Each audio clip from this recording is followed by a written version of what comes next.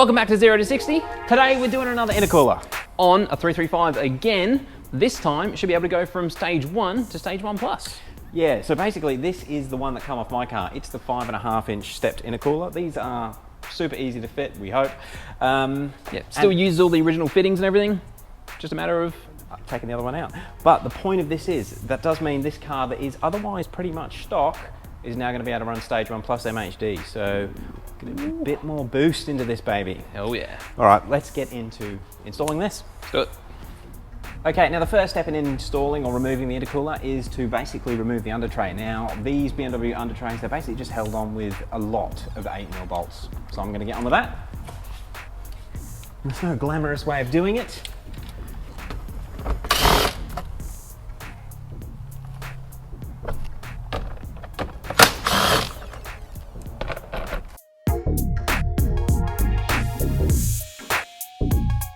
With the under tray off, you now need to remove this piece of plastic. And when I did my initial intercooler, I actually left these bits in place and just bent it down and got it out. So I'm going to be a bit lazy and see if we can do that again. But yeah, so it's remove this plastic, remove the 2 circlips which hold the charge pipes on, and then the 2 mounting bolts, and that's one there. And then we have one on this side, and that's all that holds the standard cooler in. So let's get on with that.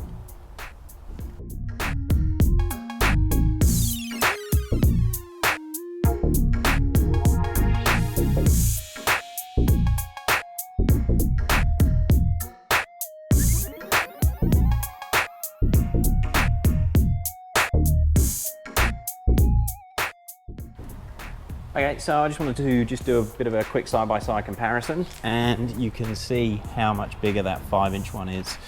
So it's got that extra little bit on the front for actual thickness, but then the surface area, the part of the cooler that is going to be absorbing, well, transferring the heat, you've got a much bigger frontal area than you get with the stock one.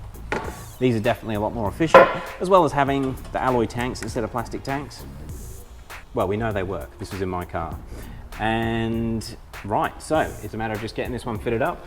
All we're going to do is check the O-rings in the boost tubes, make sure they're all in good condition, fit the circlips onto here, and pop it back in. Pop it into place. That is the beauty of these upgraded intercoolers. You're able to maintain the standard charge pipes and literally just, same mounting points, everything is the factory one. You just get that better efficiency. This is too easy. Well, it's not in yet, so don't jinx it. Okay, there's probably not enough light in there, but before you put the new intercooler up in there, you've got to make sure that you've got all of this free space and that you can see the bottom of the radiator and the bottom of the AC condenser on both sides. This car did have a plastic clip that was, or a bracket that was up in there that we had to remove, but I think we're now good to go and get it up and installed. Okay guys, so before we put it back in, I've ended up pulling out these side trims, so just get rid of them. It's going to give you more space instead of trying to angle the bigger intercooler up into the gap here. We have also cleaned the ends of the tubes, the charge pipes, and made sure that the O-ring is basically just in good condition, nice and proud, which it is on both sides. So I think we're about ready to try and get that 5-inch stepped cooler up into the gap.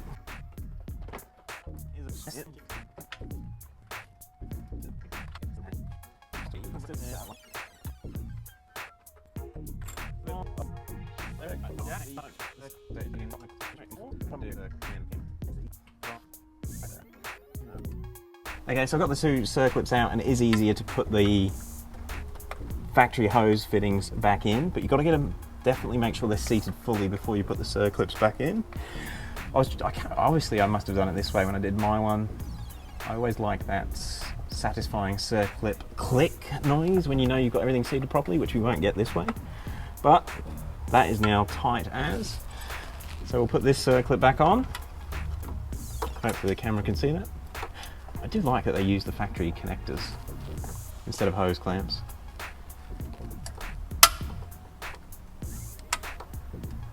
Doom, doom, doom. Oh, it's tight. It's too tight. Come on. That one's on. And it seems to be seated perfectly. We'll definitely find out once it gets boosted for the first time. And second circlip.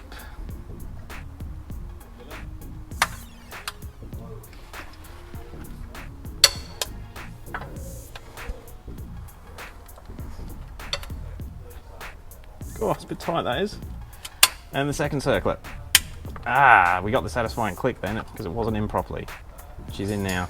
So basically the intercooler is now connected and it's just a matter of getting it right in its perfect spot and getting it bolted back in.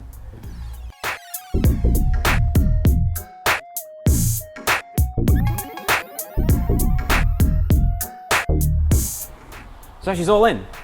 And once we stopped being lazy and took those extra panels off, it wasn't too bad.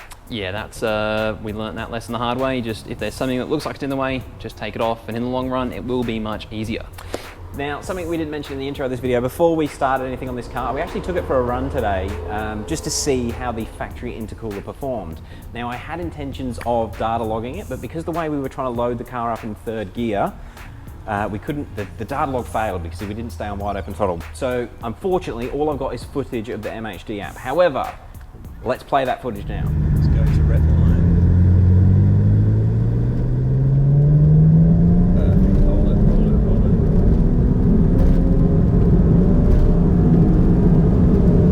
Yep, perfect. Wind it on.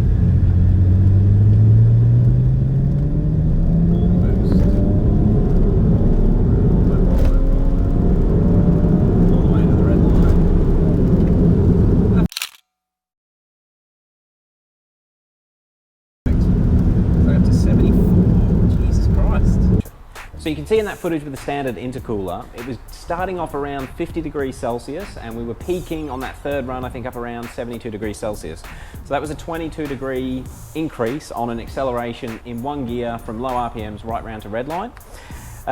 We've just come back from testing it with the new cooler and it's made a much bigger difference than we thought. Now the intake temps when you're just driving around, they've dropped from 50 down to about 40 degrees Celsius today. That's a big difference. We're just driving around town 60 k's an hour. But when you put your foot into it, well, what I was going to say as well, something that we didn't actually anticipate, it's actually made getting temperature into the oil a bit more difficult. The oil took a lot longer to get up to temp. And to be honest, normally this will get straight up to 120, and I've mentioned it in other videos on this car. I've noticed how hot this car runs compared to my car. However, today, oil temp was just like my car, so it took a long time, and it wasn't until you start beating on it that you can get the oil up to 120. However, on the runs, slowly.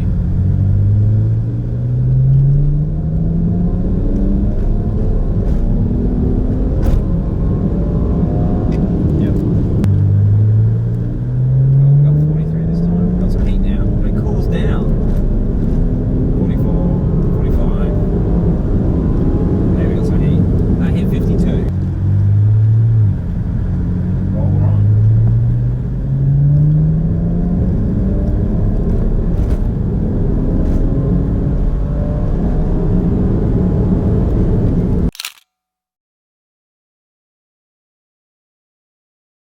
Basically, this car, we did 3 or 4 runs rolling the power on in third gear from low RPMs. Now the idea of that is to build up boost early and just really load up and get the intercooler working under pressure.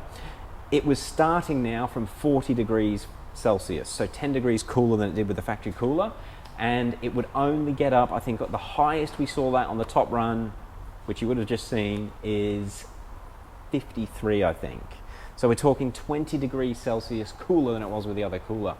And that's cold air getting into the intake, which means more power. Well, the major key of a boosted engine is dense air, which is directly affected by the temperature. And now there is way more denseness around here than there was before. Look, they're a cheap cooler. I'm going to put a link to where I bought that cooler from down in the description. I've had it for about 4 months, and I didn't really do much data logging in my car when I had the stock cooler. So I just thought this was normal. I didn't realize how much of an effect it's had on the engine, and I always thought this car just ran hot, but it doesn't. It's just my car's always had one of these coolers on it. It's funny that it can have that much effect on the whole cooling system. I think they're a bit of a must-have if you're running some extra boost. We've run out of time today, so we haven't had a chance to put Stage 1 Plus, but we're going to get it back. So that will be the next video. Upload Stage 1 Plus on this now with that cooler, and then see how quickly it does 0 to 100. All right, I'm looking forward to that. Guys, look, thank you very much for watching. Really appreciate it. Appreciate all the comments. And we'll catch you on the next one. Peace. Go.